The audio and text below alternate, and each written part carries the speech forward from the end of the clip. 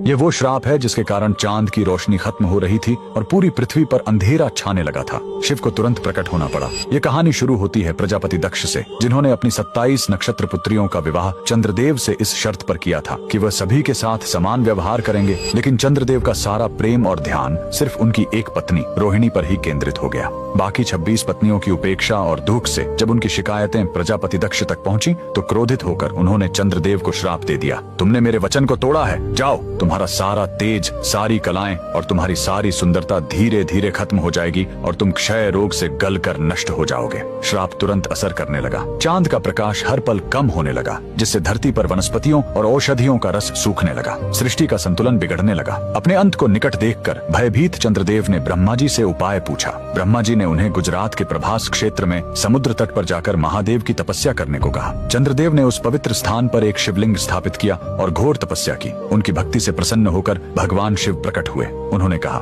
मैं दक्ष के श्राप को पूरी तरह खत्म तो नहीं कर सकता, लेकिन उसका प्रभाव कम कर सकता हूँ। शिव ने वरदान दिया, तुम कृष्ण पक्ष में 15 दिन क्षीण होगे, लेकिन शुक्ल पक्ष में 15 दिन फिर से पूर्ण हो जाओगे। उन्होंने चंद्र को अपने मस्तक पर धारण कर लिया और चंद्रशेखर कहलाए। और जिस ज्योतिर्लिंग की चंद्र ने पूजा की थी वो सोमनाथ, सोम यानी चंद्र के नाथ के नाम से प्रसिद्ध हुआ। और यही सोमनाथ मंदिर भारत का पहला ज्योतिर्लिंग आज भी गुजरात के वेरावल में उसी समुद्र तट पर शान से खड़ा है, जहाँ चंद्रदेव ने श्राप से मुक्ति पाई थी। लेकिन रुकिए, इस मंदिर का एक और रहस्य है। यहाँ मौजूद बाण स्तंभ यह बताता है कि यहाँ से लेकर दक्षिणी ध्रुव तक समुद्र के रास्ते में कोई जमीन नहीं है। भगवान शिव के भक्त कमेंट में हर हर महादेव जरूर लिखें।